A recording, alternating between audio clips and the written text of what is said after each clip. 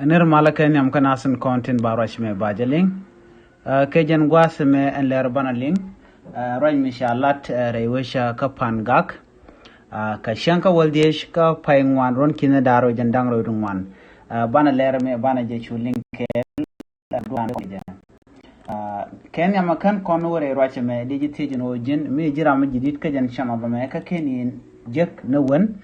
de jogno jin nyak nasan kokien ko blerity kan shamala chu gosutin gor kon ke ede ko ten le ban linga jan gwase me chala de nene tege won mi chi yit ke de ni ka pangak ka cha chek wida gok ka daw ma ke cha chek cha je berten ban je chulin kel ko do badande kon linga je ko no kon no de kon lerti de kon ka linga gwa gwase me shideni chi yit ke ngwet mi jel ka mai da gwas ko ka ki ka sukin di re ka panga charo jama chajalat en ngada mo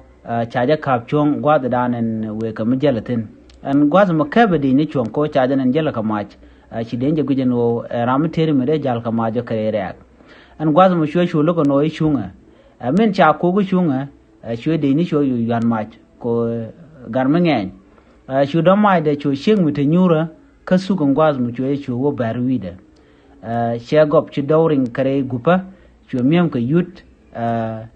ken po chala do ken po ken je jaj ala chwa wide ken je jaj duno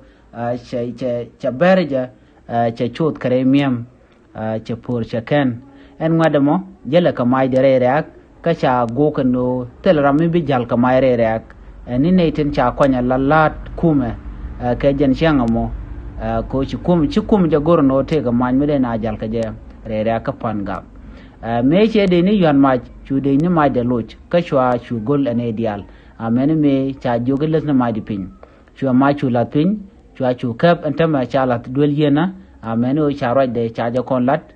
ke cha ja kon te ka ngot ka do ba dan logo je no da ma de der je la pin ke je ne ga tuk de ko jen me kana kon yin kana ke kana mai kan je yoda be shek be wi be je lo ber ki be je lo be lo gok ki be je le be miem ka be ka lo wo ko kan por kan je duno chala de no che miem ki gwad dan ante goptin je je kan por je che re mo che je la ke che ka mona man ko alwi gwazme eno mi jin wet ka dong chibin kare re ka jono chala no tel mach mi bi jal kare re kan gwasmo be je met charo ma chaje kuin pin ko shi reg mo charo la ri no ajen le dande ko nga jen gwasme